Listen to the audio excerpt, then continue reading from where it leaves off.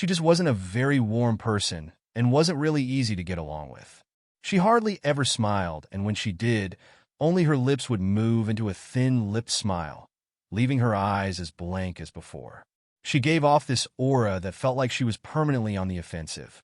I'd only met her twice, and both times were for such short visits. I got the impression she didn't approve of me for her daughter. Lynn always ushered us out quickly, as she didn't want me to feel uncomfortable, which I was grateful for. Being in her mother's company felt almost unbearable, like walking on glass. I was glad when we moved 3 states away, so we didn't have to see her often. I was happy to avoid the woman, but I needed her help. I really didn't want to talk to her at all, but I had to talk to someone, and someone who knew Lynn better than I did. So I grit my teeth and did what I had to. "Yes," she answered, already sounding irritated. "Marianne, it's me, Ben. Do you have a minute to talk?" I asked. I could hear her cluck her tongue in irritation. "I'm in the middle of writing some checks, but if you insist, I suppose I can spare a moment." "What is it that you want to discuss, Benjamin?" she said, coolly. "It's about Lynn. She's been acting strangely, and I was wondering if you had any idea whether there was something." I was quickly interrupted. "It's a bit difficult to follow your rambling, Benjamin. What is it you want from me?" she asked. I could almost see her standing there in her thin sweater and slacks, tapping her fingernails impatiently on the table. "I wanted to know if you'd ever noticed any odd behavior, or possibly any mental health issues," I asked. There was a long, uncomfortable pause that I couldn't tell was because she was just thinking or something else. Finally, after a few seconds, she spoke. "I'm not sure if this is one of your jokes, Benjamin, but if so, I don't find the humor in it. Now I do have business to attend to, as I've said, so if you don't mind, she said, but I cut her off before she could get rid of me. "Marianne, it's not a joke. I'm sincerely concerned about Lynn's mental health. Her behavior has been very erratic lately. I'm very worried about her, and I figured as her mother you would be as well," I said, my frustration evident in my voice. "If you're truly concerned, then I suggest you get the health professionals involved. I don't know what you expect of me." She snapped. I could tell she was seconds away from hanging up, and for some reason I was desperate not to let her. I had the feeling that she knew a lot more than she was letting on. "Please, if not for me, do it for Lynn." I tried. I heard a faint, shaky intake of breath, as if she were trying to hold her steely persona together but failing. "Marianne? What's WR dash?" I started. "Benjamin, I don't know what to tell you. My only advice would be to seek professional help. Do not call here again. Goodbye." I tried to call out to her, but she'd hung up. I tried to wrap my head around the call and her refusal to help me. Even if she didn't like me, why wouldn't she want to help her own daughter? I couldn't understand that. I tried to replay the conversation, desperate to find something I missed. After a while, I almost gave up, until I remembered her last words to me. "Seek professional help." She'd said those words with a bit of urgency. I could have just been grasping at straws, but no. I was sure her voice had changed ever so slightly when she'd said that, as if they were very important. What had she meant? I assumed she'd been referring to medical professionals, but maybe she was referring to someone else. Someone that she didn't, for some reason, feel comfortable saying directly. Or maybe I was just desperate. I waited for Chris to get home, and after a very long and exhausting conversation with him and Rebecca, I convinced them that Lynn truly needed psychiatric help. I didn't tell them everything. I wasn't prepared to go into it yet, but I told them about our last encounter. How she'd hidden in the bathroom, peeking at me from the closet. They were obviously shocked, but thankfully, they believed me. They too just wanted to help her. Still, they didn't think it was all that serious. Weird, maybe, but not dangerous. They just kept saying that Lynn had to be playing some kind of weird joke. "Maybe for YouTube," Rebecca offered, if only half-heartedly. Chris didn't think we should involve the police just yet. He offered instead to go with me, and I readily accepted. He reasoned that calmly talking to her, trying to coax her into going willingly, was the best recourse. I agreed to do it his way. At least I wouldn't be going into that house alone. We drove over this morning, just after breakfast. There was no way I was going at night. When we pulled into the driveway, my stomach began doing somersaults. Her car wasn't there, but I still didn't let my guard down. The front door was ajar, and for a split second, I thought we'd see her eyes staring through the gap. I was shaking and starting to sweat. Chris, however, was fine. He waited for me to open the door, his hands in his pockets like he was going on a fucking stroll through the park. I envied his ignorance. I pushed the door open and was immediately hit with the stench of rot. Chris smelled it too, and he walked in the house behind me with his nose scrunched up. "What do you guys use to clean the floors around here, shit?" Chris mumbled. "Shut up," I said, my eyes darting around for any signs of Lynn. The house was deadly quiet and dark despite being 10 in the morning. All the curtains were closed up tight, refusing to allow any sunlight inside. If I hadn't left it just 2 days prior, I'd have thought the house to be abandoned. We moved through each room, carefully checking any place that she might hide, occasionally calling her name. "Why the fuck are you looking under the couch?" Chris asked eventually. "Aren't we looking for your wife?" He was looking at me like I was a moron. "Let's just go upstairs," I whispered. He shook his head, but followed me up the stairs to check the bathroom and spare bedroom. On the way up, my shoes crunched over pieces of glass that looked to be littered over a few of the steps. I noticed that one of Lynn and my wedding portraits that hung on the wall along the staircase had been smashed. The frame hung crookedly, all the glass removed. I stared at the picture, a lump forming in my throat. We had taken the photo just after leaving the church, after saying our vows. She looked so beautiful in her white gown. I looked at Lynn's beautiful face. I never dreamed her face would ever be a source of terror for me. We climbed the rest of the steps and checked the spare bedroom, but it looked completely untouched. I was hesitant to go into the bathroom, my fear from that night coming back to me all at once. Chris noticed and offered to go in by himself, but I couldn't let him do that. So we walked in together, checking the closet and the shower. The bathroom looked as if it hadn't been touched since the night I left. "I don't think she's here, Ben. Why don't you pack some clothes, and we'll try coming back tomorrow or something," Chris said. I nodded and went into our bedroom and shoved some clothes into a duffel bag. When I checked inside our closet, I came across the source of the smell and gagged. Chris took one look and lost all color in his face.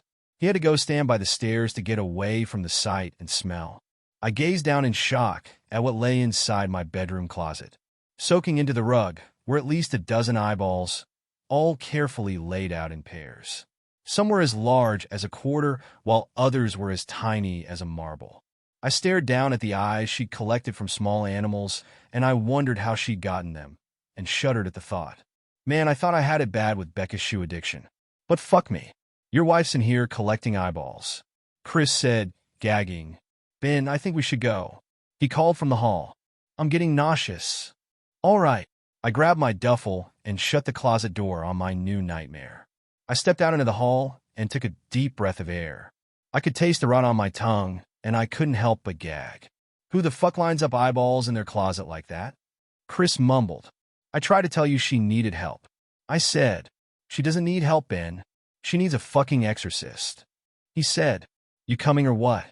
I can't stand the smell any. His words died in his throat, and his eyes grew wide with fear. I didn't ask him why.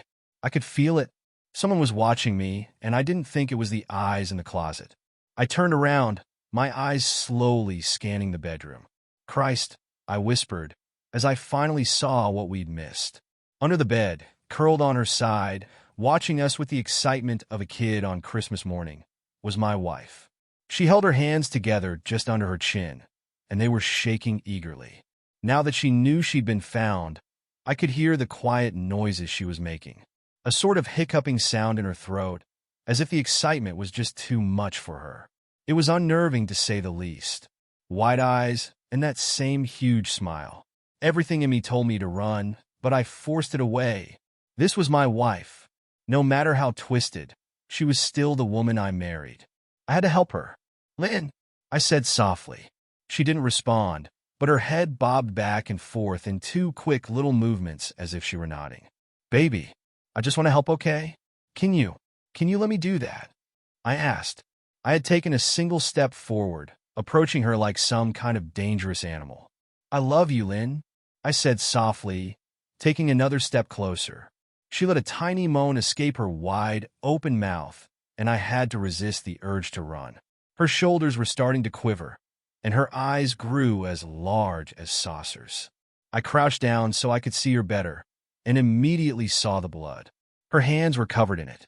They trembled more the closer I got, as if she was barely able to contain herself. "Lynn, are you hurt? You're bleeding," I said. She bobbed her head again, her bloody fingers moving up and down as if playing an invisible piano. They occasionally grazed her chin, leaving smears of blood on her skin. I wanted to recoil in disgust. The smell that was coming off of her was revolting. I could feel the vomit trying to climb up my throat.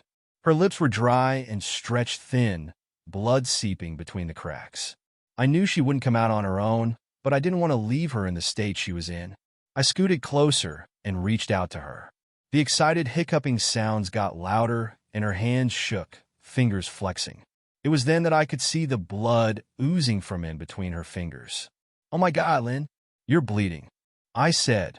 Instinctively, I reached out to take her hand, but before I could even touch her, her hand sprang out towards me.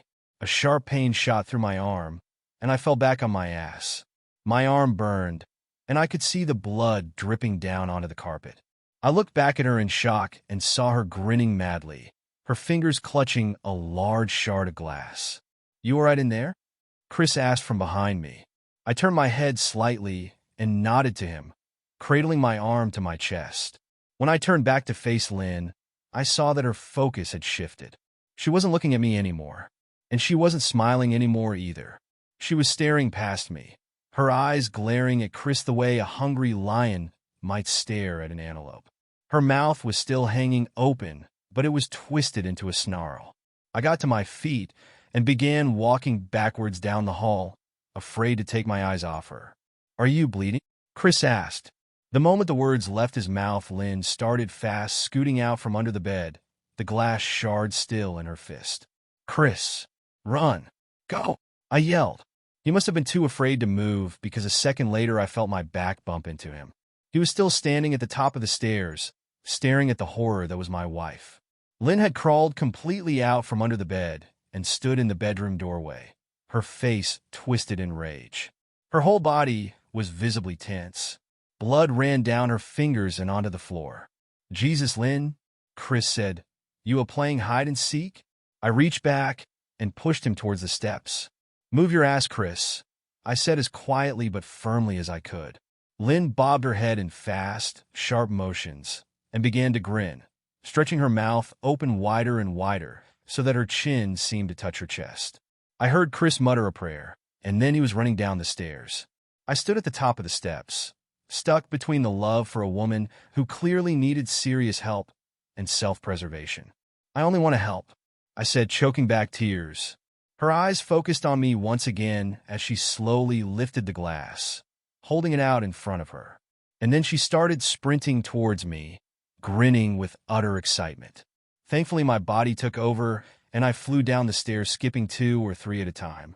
I made it to the front door before I felt her leap onto my back, wrapping her arms around my neck, her open mouth next to my ear so that I could hear those terrible hiccuping sounds up close.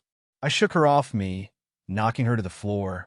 I felt a searing pain in my back as she went, but I tore open the front door and bolted to my car. Chris was standing in the front yard, talking on the phone with the police. I didn't say a word. I just ran to my car and jumped in. Chris took the hint and followed me, still on the line with 911. I watched the rear view mirror, sure I'd see her there, running after us. But I never did. I went straight to the ER and got 11 stitches in my arm and 3 on my back. The police asked a lot of questions and went back to the house to do a search, but of course, Lynn wasn't there. They advised me to stay with a friend or relative for a while and to file a restraining order as soon as I could, but none of those things would matter. Somehow I just knew. I dropped Chris off at home and went to a motel an hour away. I wanted to put as much distance between me and Lynn as I could. This is where I've been for the last 4 hours. I thought maybe the police would find her. Maybe they'd get her the help she desperately needs. But now I don't think so, because 40 minutes ago, I got a text from an unknown number. Just 3 words, "I found you," and a picture attached. The picture was dark and grainy, but I instantly knew what it was. There was no mistaking my wife's eye. I started typing this out immediately after. I don't know what to do. I'm alone and scared, and I can't help but feel that I'm being watched.